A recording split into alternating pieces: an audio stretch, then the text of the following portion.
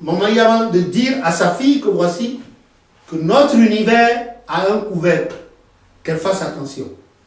Et ensuite, Papa Oshofa a reçu Jésus et a reconnu que c'était le Christ.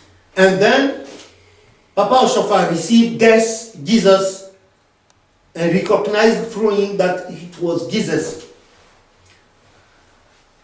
So, Mama Yaman gave Jesus money, told Jesus that the thing, the item he was asking, we don't use it in our church. So, she decided to give him some coins to go and buy it once he will be out of the compound of the church.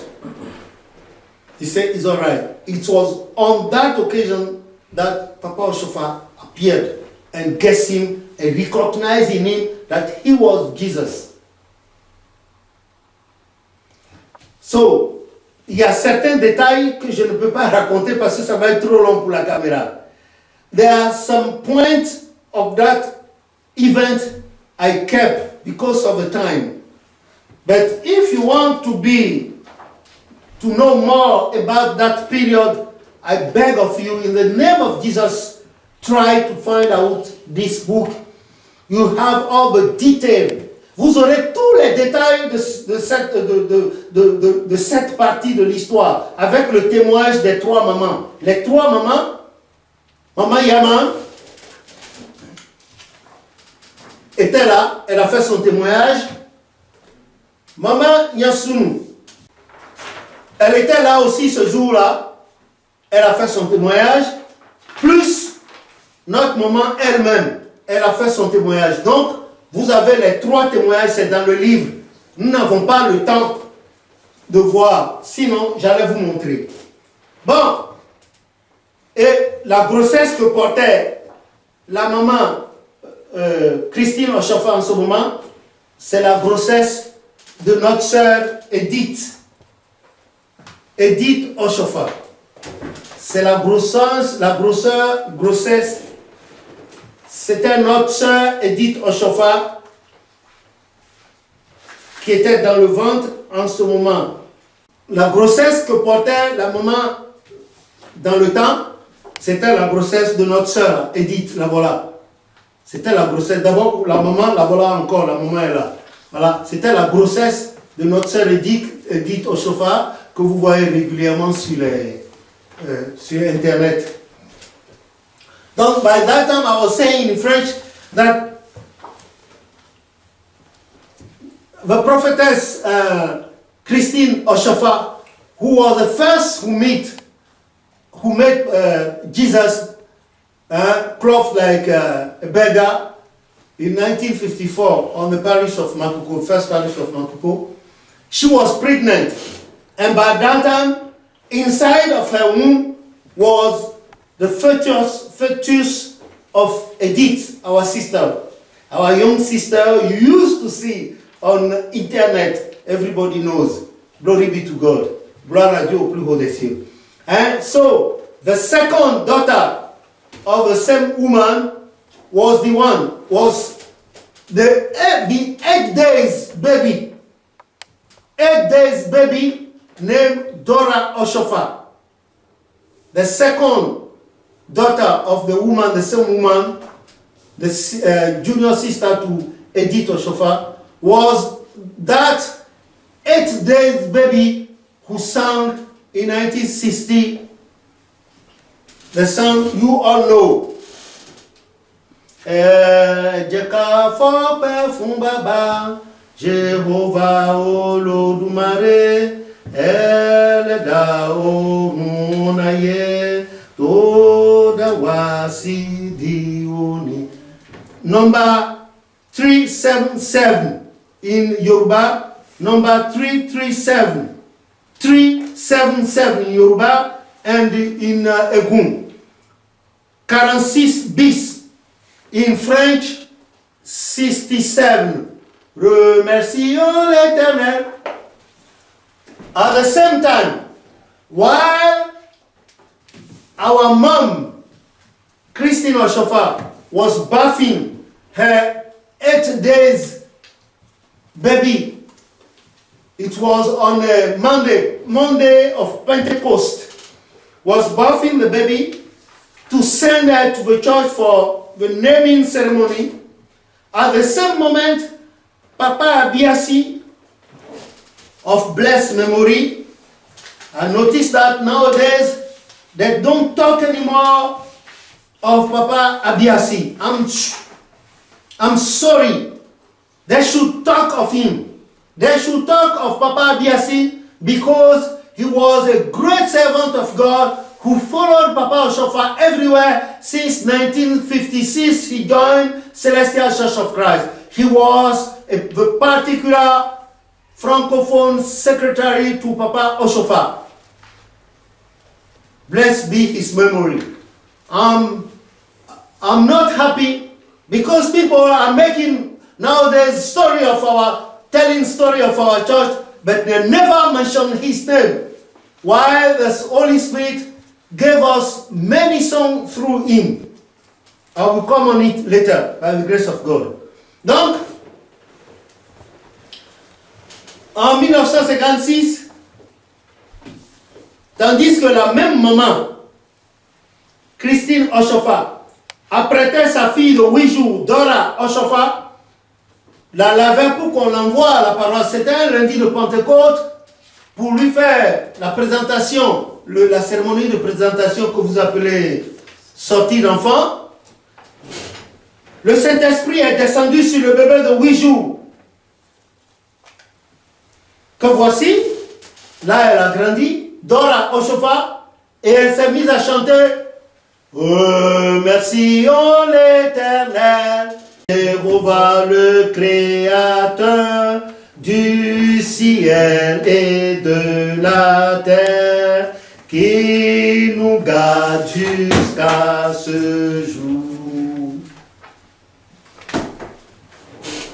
Il a chanté ça. Et en goût, les gens chantent. Mingomindo penanto, Jéhovah gankunupo, didato lonko kepoton, me kwami kakagegbe, etc., etc. A baby of 8 days, wonderful. Ah, our Lord, God of Papa Oshofa is mighty, is mystery. Nobody could understand him. Nobody. He's on high over there, and there's whatever he may like to do. Glory be to his name on high. So, voilà. Bébé de 8 jours. L'enfant de maman Christine B. Oshofa. Donc voilà. Bébé de 8 jours Dora Oshofa, par laquelle l'Esprit nous a donné le cantique numéro 67 en français. Remercions l'Éternel. Donc c'était pour revenir sur l'histoire, parce que j'avais oublié cette partie et c'est important. Maintenant, de ces années-là jusqu'à l'année 60, il y a eu trop de miracles, sans compter la petite Déborah Nyasunu, qui est morte à Abidjan,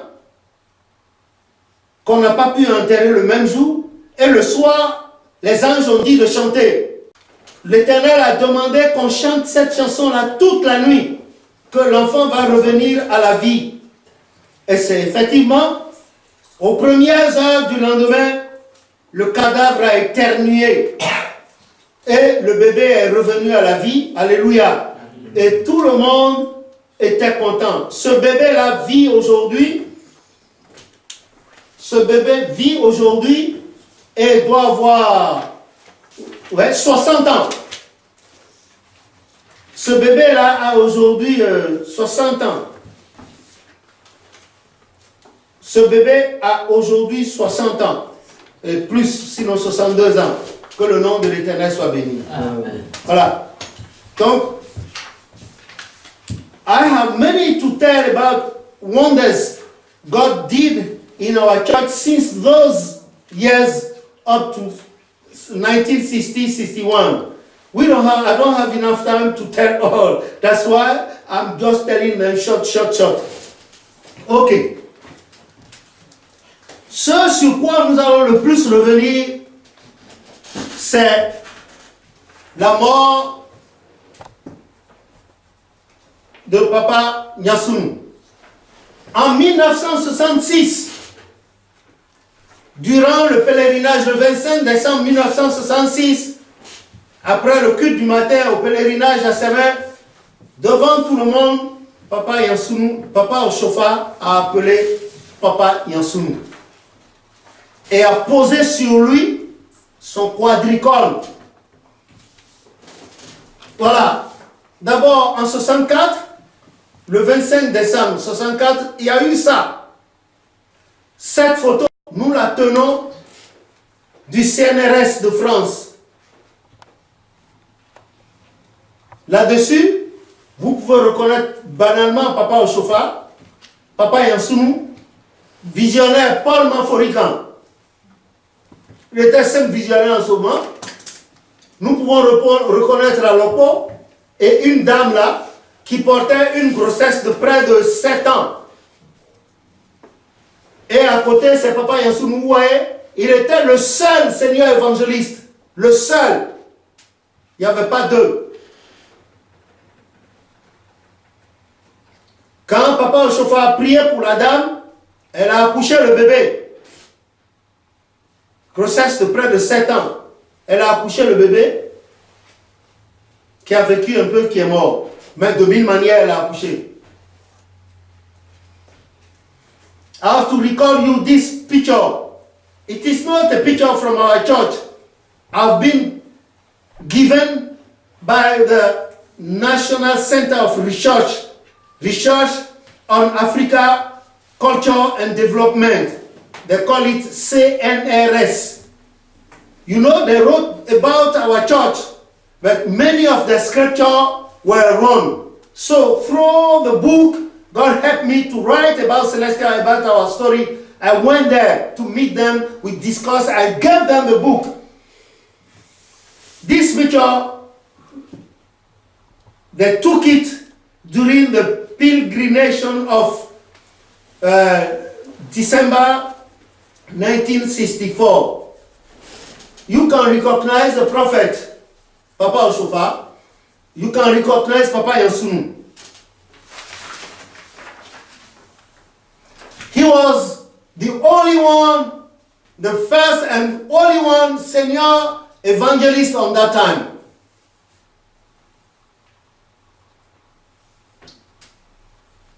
The first senior evangelist to CCC, to Église Christienne Céleste, and the only one. The second figure of Celestial Church of Christ. Apart, he was the second personality, historical personality of Celestial Church of Christ.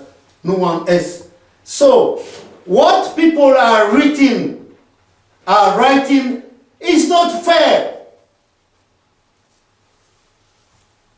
What you are writing on internet is not fair. You don't go to the bottom of the story of Celestial Church of Christ and you are writing any... You think, okay, this woman, here you have the prophet, Woli, the prophet Paul Manforican. At that time, he was young. You see it. And this woman was carrying a pregnant of 6 to 7 months, to 7 years. This woman. And Papa Nyasunu brought this woman to Papa Oshofa because she was a member of one of our parish at Cotonou by then. So Papa Nyasunu, the only one senior and first senior evangelist we had in our church, brought this woman to Papa Oshofa. And indeed, Papa Oshofa prayed to her, prayed for her. And when he returned back at the end of pilgrimage, she delivered a boy old of 6 to 7 years. The boy lived sometimes and died. Her name was Cécile. This picture, there's French National Center of Research on Culture worldwide gave me this picture. Like I found that this picture and I started using it, they will pursue me. Before they gave it to me, they gave me an authorization to do it. They read it to me, sign it and stamp it before giving it. It is not this only one. They had many pictures on our church. Now, let me ask you a question. You used to write everywhere the story of, and you don't know nothing about all this. And now, we are African. Celeste, Église du Christianisme Céleste is from Africa. And now, it will be white people to come and tell us about our church. Oh, that is a shame. Hein? Voilà la photo là. Ça, c'est le 25 décembre 1964. Le pèlerinage de décembre 1964, 25 décembre, à Sémin. Vous avez vu, voilà le pasteur, le prophète Oshofa. Je ne veux pas l'appeler pasteur à cause des pasteurisants qui sont dans l'église maintenant. Voilà le prophète Oshofa. En face de lui, vous avez le premier, l'unique seigneur évangéliste de notre église dans le temps. Le premier, l'unique seigneur, Papa Yansounou, celui-là. En 64 déjà, il était seigneur évangéliste. Et à côté, vous avez Paul Manforican. Voilà.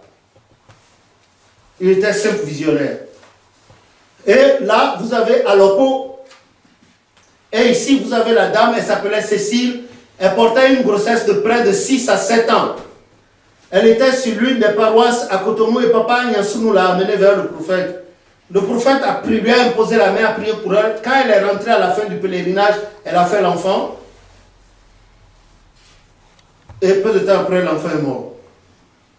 Donc, je veux dire par là, je veux demander humblement aux gens, aux uns aux autres, d'arrêter d'écrire n'importe quoi sur Internet concernant l'histoire de Papa Oshofa. Est-ce que poser des questions pour savoir c'est un crime? C'est se sous-estimer? Pour que les gens se mettent à raconter n'importe quoi sur Internet concernant l'histoire de notre église. Ça, c'est une photo que j'ai eue au CNRS avec autorisation de publication, signée et tamponnée. CNRS en France. Et tout le monde connaît le CNRS en France, à travers le monde entier. Et le CNRS, il y a d'autres photos encore qu'on m'a données avec autorisation signée. Voilà. Si par exemple, cette photo, je l'avais eue comme ça, je me mettais à publier, allez, le CNRS allait me poursuivre juridiquement. Voilà. Qu'est-ce que les gens font? C'est notre église, elle a été fondée en Afrique, et maintenant ce sont les Blancs qui viendront nous parler de notre église. Ça devrait être une honte. Les grades ne servent à rien. On ne parle pas d'ancienneté. Cherchez à savoir, avoir les documents pour écrire encore d'autres livres. C'est tout. Que de raconter n'importe quoi. Ce n'est pas bon.